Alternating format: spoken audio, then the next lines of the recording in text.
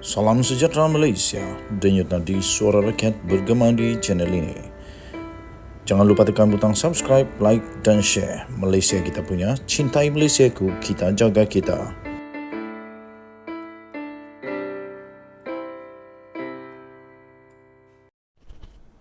Salam sejahtera Malaysia, denyut nadi suara rakyat bergema di channel ini. Tuan-tuan dan puan-puan yang dihormati sekalian, sudah beberapa tahun saya menjadi pemerhati dan penganalisis politik serta pengulas politik, bukan juga penganalisis sebenarnya, tapi hanya pengulas politik dan pemerhati politik untuk negeri Sabah dan Malaysia secara neutral.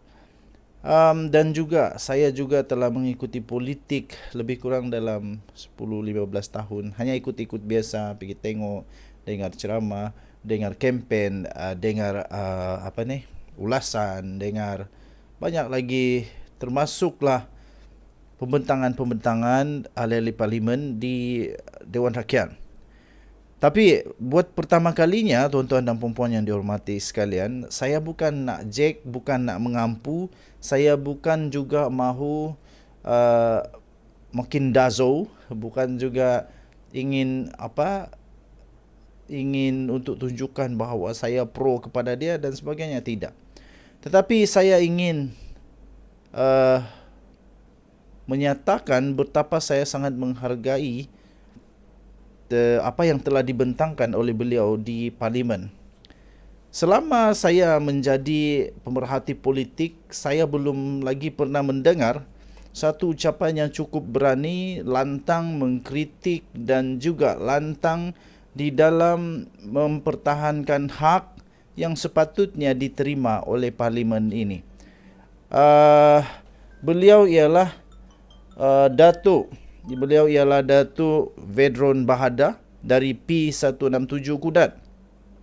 Beliau telah menang di dalam pilihan raya yang lalu dengan majoriti yang tidak juga terlalu besar, tapi apa yang saya kagum dengan beliau adalah bagaimana beliau memperjuangkan perjuangannya dengan, pada hemat saya, pada pemerhatian, pada apa yang saya perhatikan adalah dia punya perjuangan, dia perjuangkan dengan baik tanpa menggunakan sentimen wang, tanpa menggunakan sentimen janji yang berlebihan. Dan setelah itu, di dalam Dewan Rakyat baru-baru ini, beliau telah pun membentangkan satu pembentangan untuk mempertahankan hak, untuk menyuarakan hak di Parlimen 167. Antaranya yang beliau benar-benar saya respect dengan apa yang dia katakan ialah, dengan penuh berani beliau mengatakan, kalau tidak ada salah guna kuasa ketirisan, pasti saja rancangan Malaysia yang sudah pun diumumkan sepatutnya itu dengan dana yang besar itu, sepatutnya daerah di Parlimen 167 Kudat, iaitu Pitas, Kota Marudu, Pitas dan Kudat. Ada 3 dun di bawah P167. Beliau berkata pasti saja sudah bukan lagi daerah yang mungkin daerah yang paling mundur di Malaysia. Dan pada masa yang sama, beliau juga berani menyuarakan bahawa tidak mungkin, sukar, mustahil boleh dicapai rancangan Malaysia yang sudah diumumkan itu untuk daerah-daerah ini, kerana sudah suntuk masa dengan dana yang sudah digunakan, berapa dana yang tinggal dan sebagainya. Kerana itu, tuan-tuan dan puan-puan, saya fikir sepatutnya ahli-ahli parlimen mencontohi dia, mencontohi bagaimana beliau dengan berani menyatakan walaupun mungkin dapat digunakan oleh pembangkang ataupun oleh bakal-bakal yang akan bersaing dengannya pula nanti sebagai calon pilihan raya PRU ke-16 yang akan datang.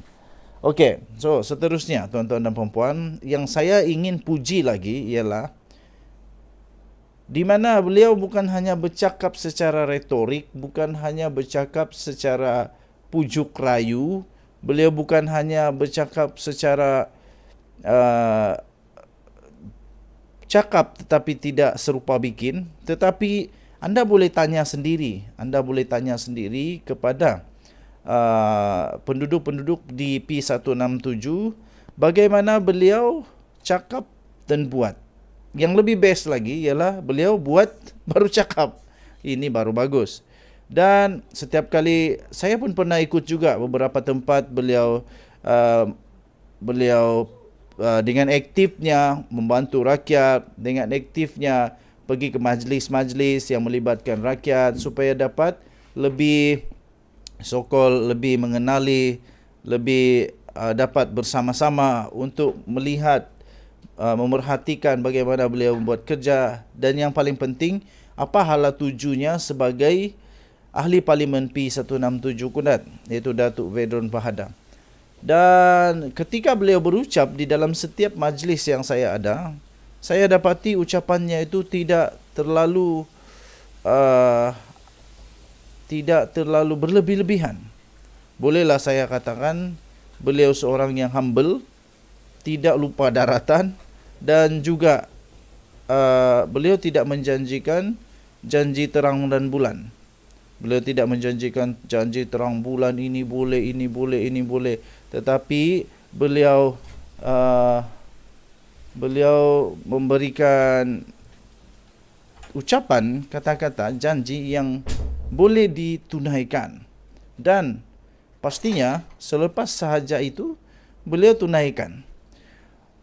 Paling disukai di tempat beliau bekerja ini kerana beliau adalah seorang yang mesra dengan rakyat, senang ditemui, sama ada di telefon, di WhatsApp, di message, di email. Beliau senang untuk ditemui. Secara fizikal memang kita agak terbatas untuk bertemu dengan dia kerana P167 ini bukan satu daerah yang kecil, bukan satu kawasan mengundi yang kecil. Ini kawasan yang besar. Jadi tidak mungkin kita boleh jumpa di hari-hari, tidak mungkin. Lagi pula dia pun sibuk dengan parlimen dan sebagainya. Tetapi di telefon, di WhatsApp, di email, beliau tidak pernah gagal untuk menjawab.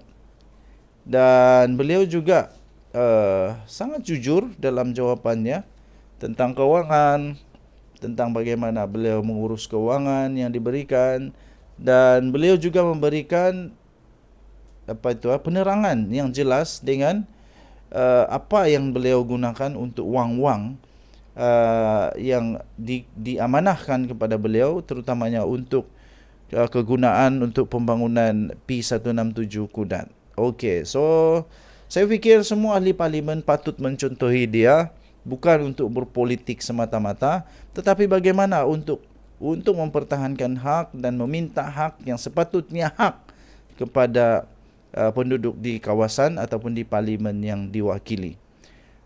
Saya berharap sebagai pemerhati politik dan juga sebagai pemerhati politik dan juga pengulas politik,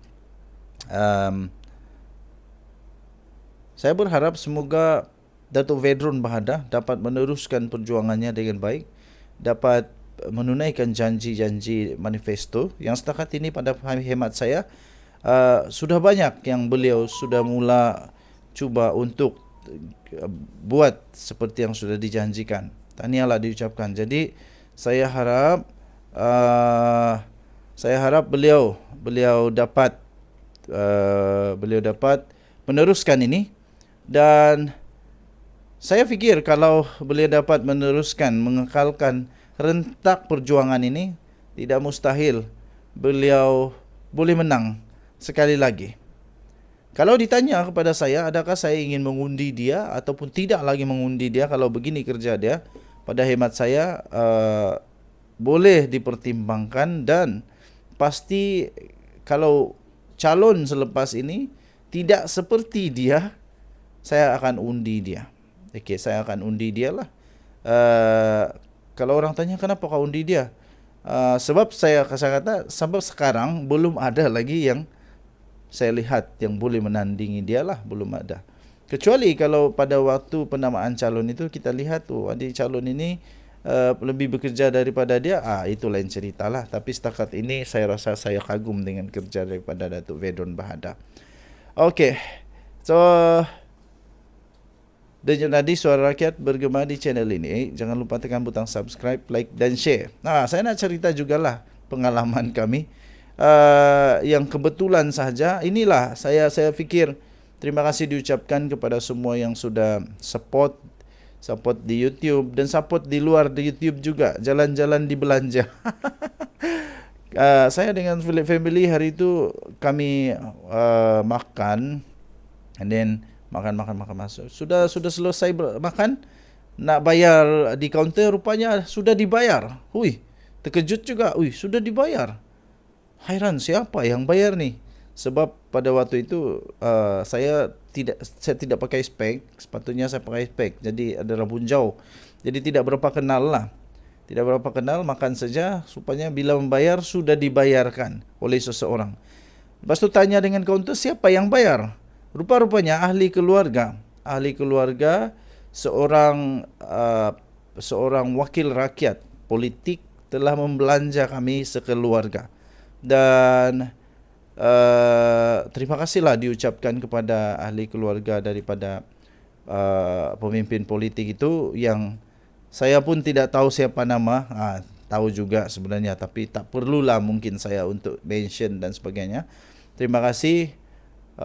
Saya doakan semoga keluarga kamu yang sedang berpolitik akan terus diberkati oleh Tuhan, dan bisnes kamu pun akan tetap juga diberkati oleh Tuhan dan menjadi lebih berjaya, lebih kaya raya, dan semoga maju jaya. Denyut Nadi Suara Rakyat bergema di channel. Kita jumpa lagi. Bye-bye.